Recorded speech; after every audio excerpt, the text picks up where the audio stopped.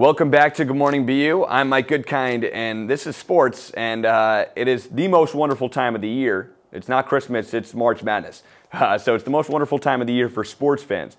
And in light of that, we have a very special guest joining us here in Good Morning BU. An old friend of mine, Zach Broner, is on the show with us. He runs the Three Man Weave podcast at Johns Hopkins. And Zach, how you doing over there in Baltimore?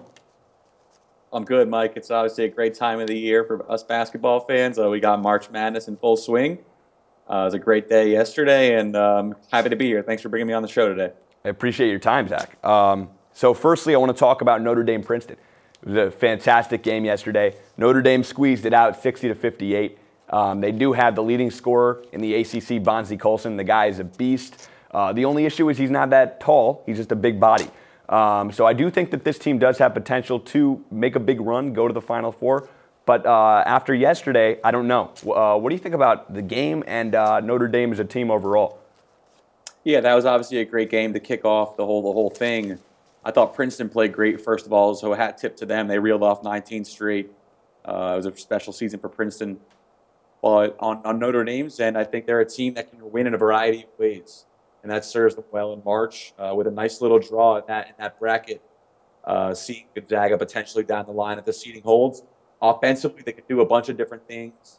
Some guys get to the rim and finish above it, but also a guy like Bonzie to anchor things and draw attention to his paint. Kicking to shooters, you got a guy like Farrell, Vestia, Pfluger, a bunch of shooters in that team. And when they do get to the line late in games, that's important. They lead the nation in field goal percentage, around 80%. They can finish things. That matters. And then defensively, the guys communicate. They seem to like playing together. A bunch of seniors up the roster, and I think they have a nice little group going forwards. And given the draw, which I do like, I'm not sure about how much Gonzaga. They looked a little shaky in the first half yesterday. So if Notre Dame can sweep by that second round matchup, hopefully nice little thing with Gonzaga going forward. Yeah, so again, Gonzaga, I do think they're beatable, especially being a Notre Dame very well coached team. The one team that Notre Dame, obviously doesn't play that well against is Duke. They just lost the ACC title to them at Barclays, and Duke is a team that I'm unsure about. Jason Tatum, I think, is awesome, but they're very young. So I don't know if this team, Luke Kennard, obviously Grayson Allen, this is a great team, but does this team have potential to get knocked out early? Could you possibly see that? Yeah, I think, as you said, they've been a popular pick amongst, the basketball community. A lot of people looking at Duke as, the odds-on favorite, which they are in Vegas. I think, that kind of noise is not great for a team like this, which sort of thrived in the underdog role in the ACC tournament. You saw the best basketball of the season that they played was when people were really down on the program and looking at them as, taking a step back this season. As you said, Jason Tatum's emergence has been massive, and I'm looking at him as a top 5 pick in next year's draft. His emergence has meant a lot, also kind of shifting the program's attention away from Grayson Allen, which brought a lot of negativity. And I honestly didn't love what he was giving on the floor. So I think setting things around Jason and the amount of weapons they have offensively, they're obviously a dangerous team. I know some people here at Hopkins, shout out Sam Gordon, talking about SMU possibly giving it a run. So they have to get through that regional, which is tough, but they obviously have the firepower, and there's a lot of things going well. And Zach, you're very big on Michigan right now. I know, yesterday or a couple days ago, you were down in Ann Arbor, and you were talking to Andrew Dakich and Duncan Robinson on the team, which is pretty unreal to have that experience, obviously, for you. Michigan's a team which I'm, again, unsure about. Don't know if this team can really make a run to the Elite Eight, Final Four, et cetera. Is this team for real? What do you think after winning the Big Ten?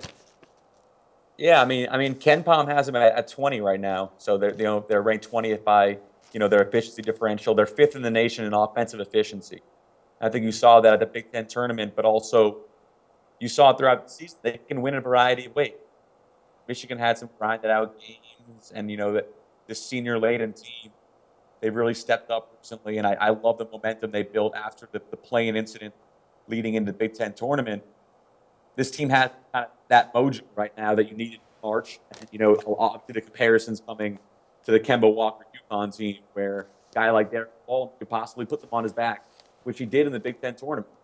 And, going back, as you said, I had the, honorable privilege to go out and get these guys, and you can just tell there's a nice positive energy around this team. And win or lose, I think these guys love being together, which matters, not just to win games in March, but also going forward in terms of the whole collegiate basketball experience. So again, yeah, no, I know you're big on Michigan, and that's, it's exciting to hear that. Another team that people are big on as well. My Final Four right now, it comes down to Nova. I have Notre Dame going to the Final Four. I don't know if they're going to win, but I do have them actually going to the finals against Louisville. I think Louisville's for real. I think Duke is for real. I have those 4 in the Final Four. I want to know who your Final Four picks are. You have Michigan in there? Yeah, so I do have Michigan in there, and we'll see about that one. I'm, pretty much riding off the excitement. I'm a Michigan fan at heart. So I have Michigan coming out of that regional. I have UCLA, Arizona, instead of your Notre Dame pick. And I also have Villanova coming in. UCLA is a team, the highest scoring team in the tournament field, and they also play at the fastest pace. So I think out of all the 3 seeds, they have a unique ability to compete with Kentucky and North Carolina in that regional. And I love what Lonzo Ball makes this team play. I think he's inspired a new brand of basketball in Westwood, California. He's been awesome. It's really a volume offense that plays great together. I think Lonzo is also a guy who can take over this tournament. Not really normal one and done. He seems to love college basketball and care about winning. You're looking over at a team like Villanova, they do it on both ends, and they were obviously been there before. Second most efficient offense in the tournament field, 9th best defense in the tournament field. So obviously, very quality operation on both ends, and guys like Chris Jenkins, Jalen Brunson, Josh Hart, who have been there before, won on the biggest stage and came back this year and showed no signs of slowing down. And then Arizona is a team that I just loved all season. I love Laura, and he's probably my favorite college basketball right now, and I'm very high on Sean Miller's ability to coach this team, get the most out of them. And they seem to have a nice little fiery energy, and they were feisty in the Pac-10 tournament. So I'm excited about what Arizona can bring, and that's my Final Four. Obviously, this whole thing is sort of a crapshoot at some point, so we'll see how it goes. And obviously it comes down to experience, like you were saying. And we saw Marcus Page last year go off. The experienced players are the ones that go off and actually make a run for their team in this tournament. I think Joel Berry for UNC could be that guy that makes a run this season. Who do you see making a run, players-wise? Players-wise, I'll stay in that region. I'll go with Lonzo Ball. As I said before, he came in with the one-and-done hype, and his dad has all this stuff kind of hanging a shadow over his career right now. But if you watch this guy on the floor and, you follow him in social media and the interviews he's done, he cares about UCLA basketball. I don't think that as Lonzo first, as people played it off, he's top 15 in effective field goal percentage in the country, which is extremely rare for Bart. He's not missing that many shots. Honestly, almost 66% of his shots effectively do go in with the advanced statistic. And I'm kind of decreasingly wary of his weird release, which, at a certain point, just because it looks weird, it clearly works.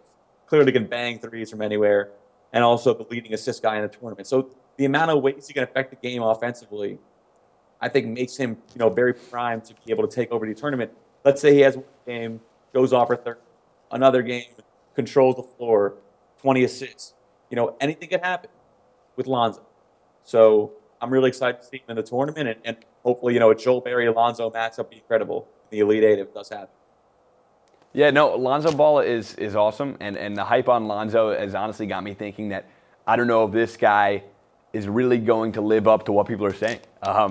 We'll see. Again, it's a lot of hype. 3-seed UCLA. People have him in the Final Four, actually winning the whole thing. So we'll see. Zach, thanks so much for joining us on the show. Mike, thanks. Enjoy March, and it was great to be on the show. Yeah, I'll see you this summer. Sounds good. Thanks so much, man. All right, bye.